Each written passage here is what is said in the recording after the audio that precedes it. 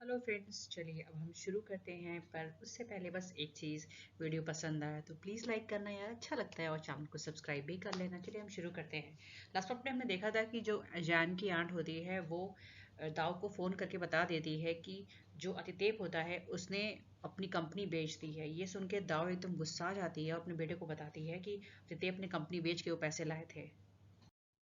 यहाँ हम देखते हैं आतिथेय जो होता है सचौन से फोन पे बात कर रहा होता है, जहाँ वो सचौन उससे पूछ रहा होता है कि अब आप कैसे हैं, क्या आपको ठीक लग रहा है कि आपने अपनी कंपनी बेच दी।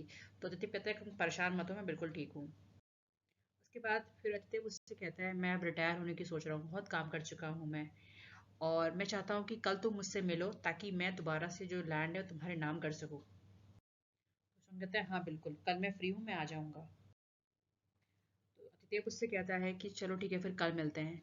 अच्छा, ये सारी बातें जो है, जो दाऊ होती है बाहर से सब दरवाजे के बाहर से सब सुन रही होती है।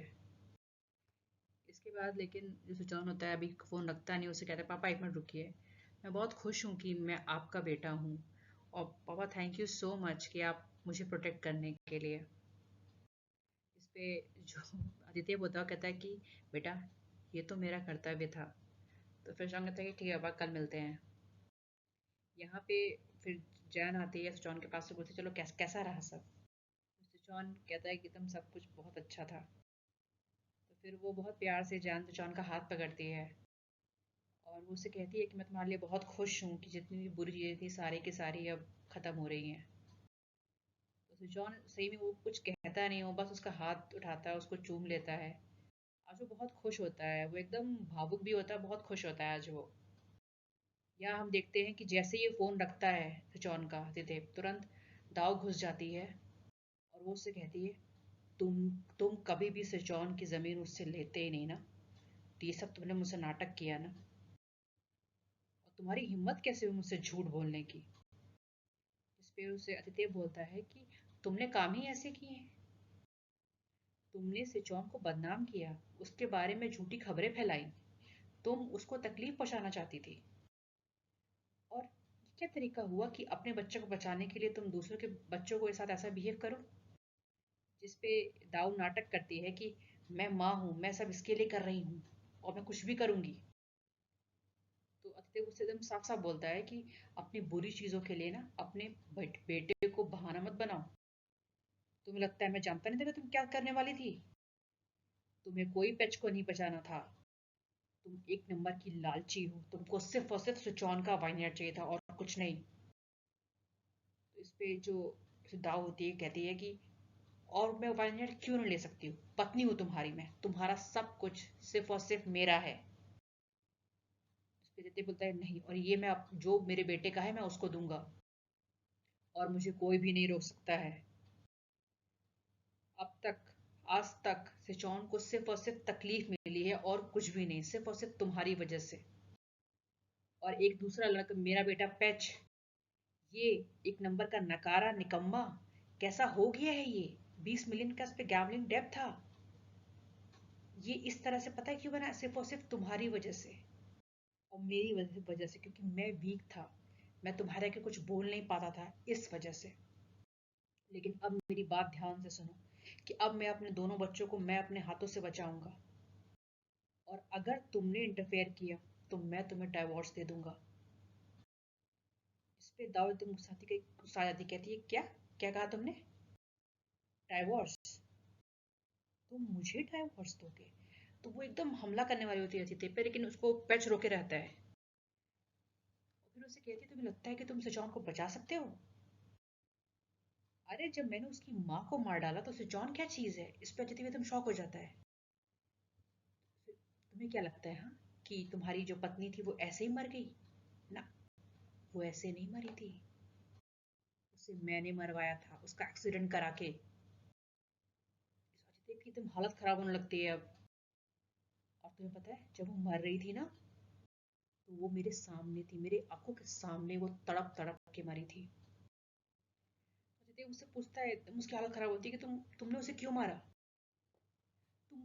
तुम ऐसा कैसे कर सकती हो, और वो एकदम उसकी तरफ बढ़ने लगता है, पर पैच उसको पीछे करता है।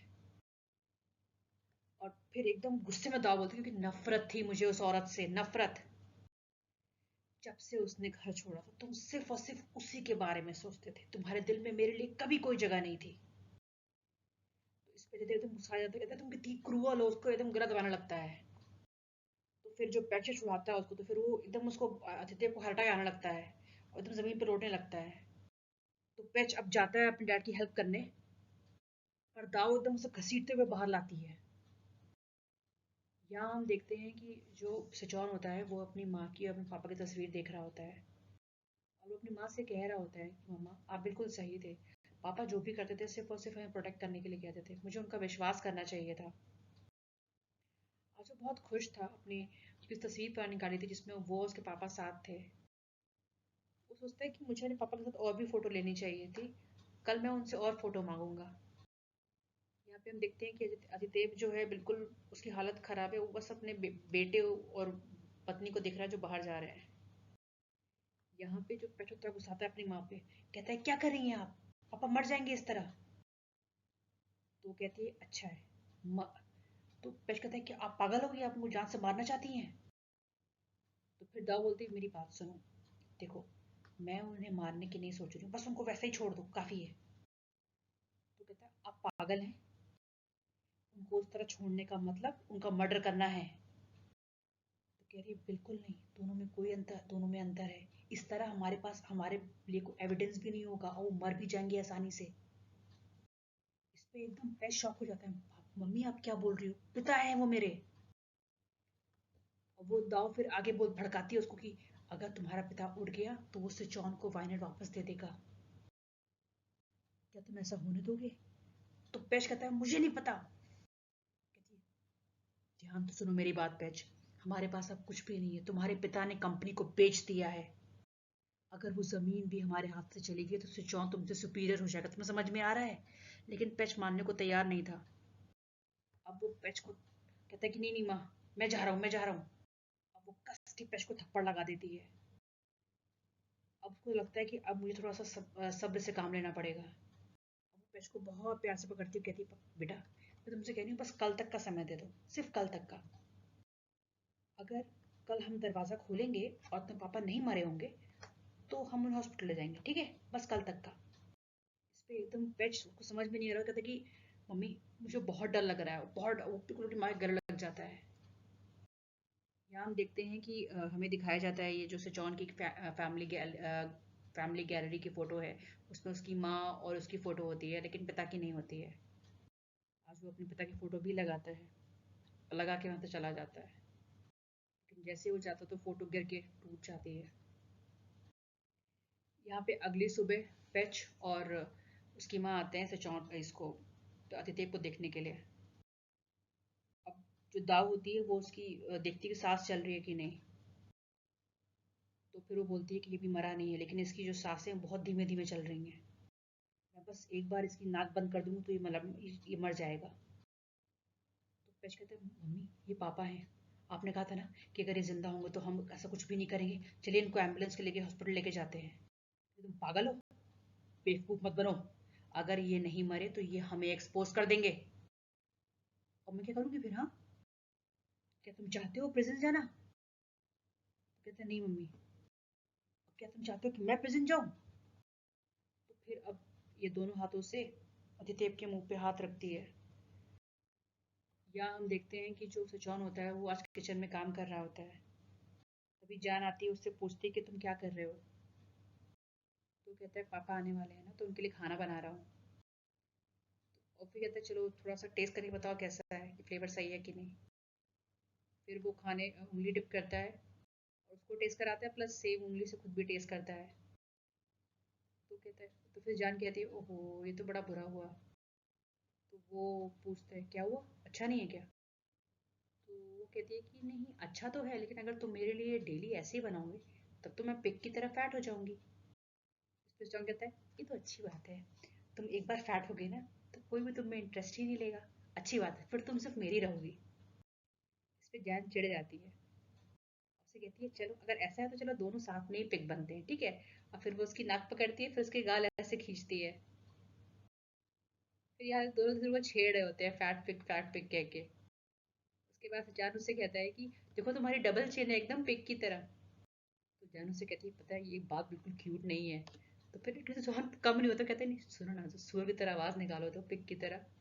लिटरली वो पिग की तरह आवाज निकालने लगता है, लेकिन जान एकदम चिढ़ जाती है।